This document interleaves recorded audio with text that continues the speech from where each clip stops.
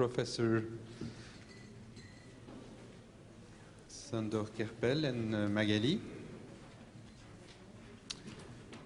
So what I suggest is that perhaps each of you briefly explain the project he's involved in, and perhaps also that he mentioned some of the key points that you are considering as, keys for success.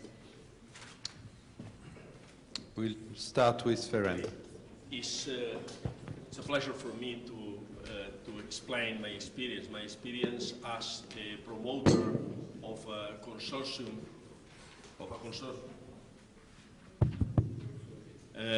as the promoter of a consortium, the eTox consortium that was granted in the first call. Obviously, my experience is a personal experience in a particular project, so can be biased. But I think that the messages that I will try to transmit are common sense. So the first one is that when you try to organize a proposal, you must cover all the requirements of the topic descriptions. The topic descriptions are very well detailed, so it's not a matter of covering just a part of the requirements, but the whole requirements of the topic, of the theme. So this is a point to be taken into account. And when I prepare the proposal, I tried to be very careful in covering everything that was asked in the detailed description of the topic. The second is that in spite of being very careful in following all the points of the description, I tried to introduce elements of innovation in the way that I tried to address the topic. So my feeling was that the reviewers will be, and the industrial partners will be happy to see elements of innovation, of new technology, of new science applied to the topic that was proposed. The third point for me is the moment of creating the consortium to look for groups with an international recognized expertise in one or several of the aspects to be covered by the project. Internationally recognized expertise in topics, on aspects of the topic. Maybe they are excellent experts, some people around, but not in the aspects to be covered by the project. So excellent, but in the aspects to be covered by the project. Obviously, as I told before, all the aspects have to be covered by the proposal. So we need to have partners covering all the aspects, all the expertise required by the description of the topic. In principle, we should avoid or adequately justify several partners with exactly the same expertise. Duplications. In principle, duplications should be avoided or justified, well justified. And a final message, when I tried to create this consortium, my feeling was, okay, if I know there is another excellent consortium that is being created by other people in Europe, and I know them, I try to initiate conversations with them to merge in a single consortium all the excellence existing in Europe about the topic. It will be a pity to create two competing consortiums, one with half of the expertise, another with another half of the expertise. It's much better to have a single one that concentrates all the expertise existing about a topic.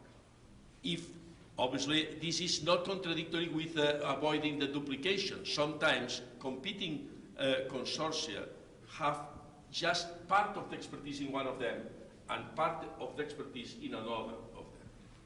These are, in principle, initial thoughts that came to my mind when I was asked to participate in this roundtable. Thank you.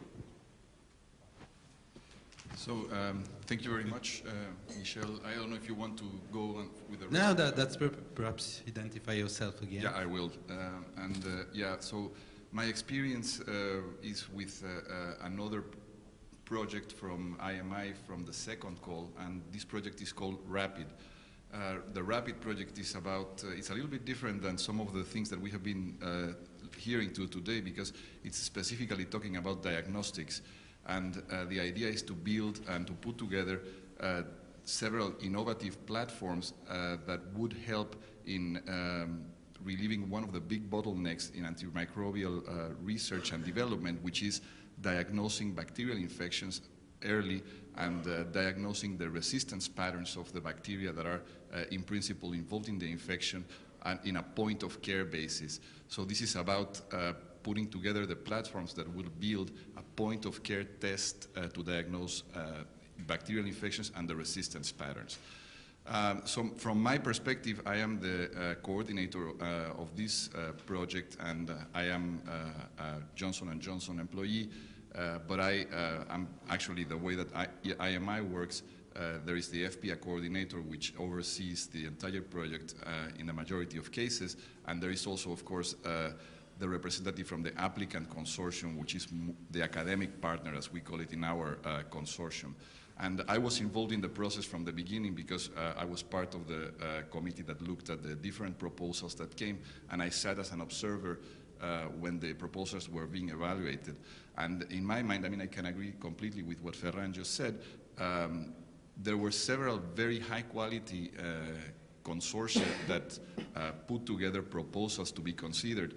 And some of the main factors that helped the people who made the decisions come to a final successful applicant consortium were indeed the fact that they covered all of the different questions that were being asked. And this was extremely important because there were very high quality proposals that came that were addressing only specific parts of the call, which actually there was definitely merit to fund these proposals, but at the end of the day, they didn't meet all of the different requirements, and I think that's something extremely important to consider.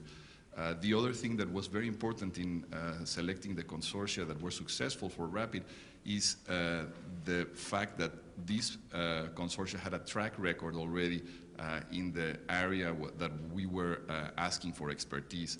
So these people that ended up becoming our full consortia were people who have been working on bacterial resistance, diagnostics, and had worked together, some of them in different projects in the past and had a track record of success. So that was another important element that was considered, and that is very obvious when you see the proposal, how everything comes together and how the applicants made a whole story about how they would bring all these different platforms in this concrete example to a point-of-care test. The evaluators were able to see that these consortia had worked together before, that they knew what they were talking about, and that they had a very clear idea of how they would reach the end result, which was to have the platforms ready for a proof of principle for a point-of-care test. And that didn't happen with some of the proposals, which some of them were very good in the science aspect, but when you would consider the totality of the proposal, there were pieces that were not fitting together, and you could see that the consortia perhaps hadn't met enough to be able to reach a congruent end proposal. And I think, in my opinion, those are some of the very important aspects. And of course, for the very specific needs that we had in a point-of-care test, it was very evident from the beginning that it wasn't going to be a successful consortium if it was only composed out of academic institutions.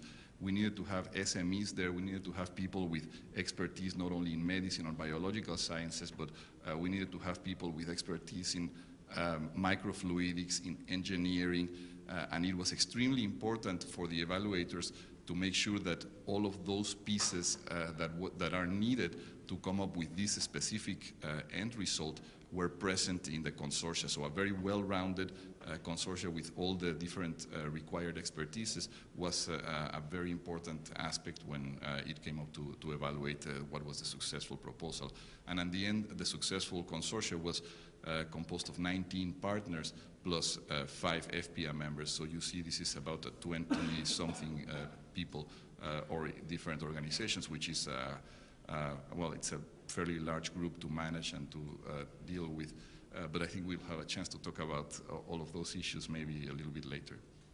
Thank you. Hi, my name's Matt Aldridge. I work for Mango Solutions.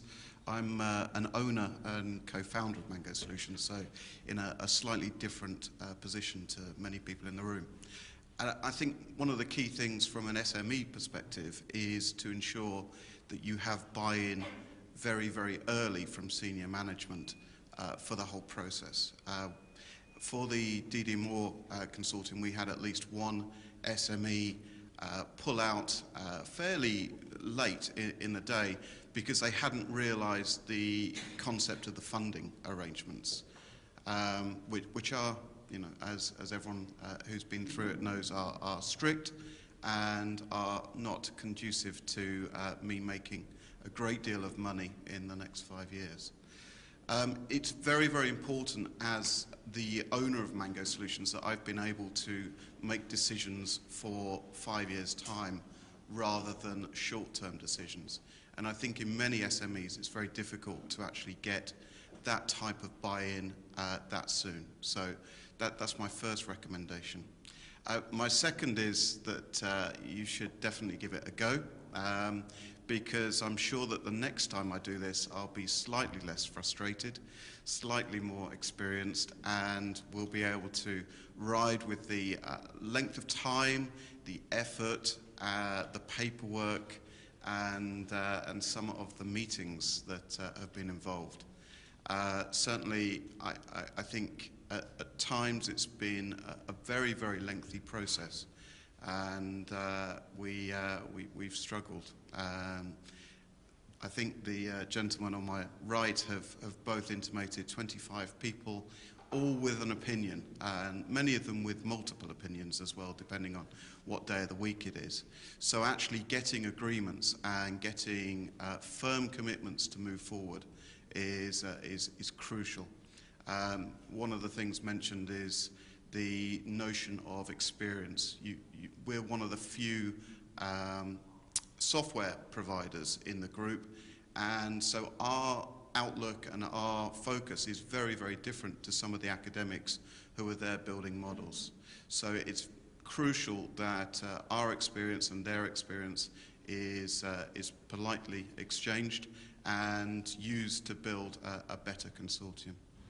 I think overall, though, my advice is to learn how to be patient, and these things operate at a fairly slow pace, and at times the deadlines have been very strict, and at times we've had to delay, and it's taken Lutz, who spoke earlier, a real effort to get those people to commit to spending the time and the effort. So be patient is my fundamental advice.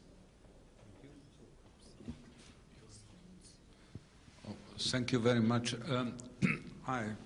My contribution is slightly different because this was a project for teaching, and this is very different from a scientific project.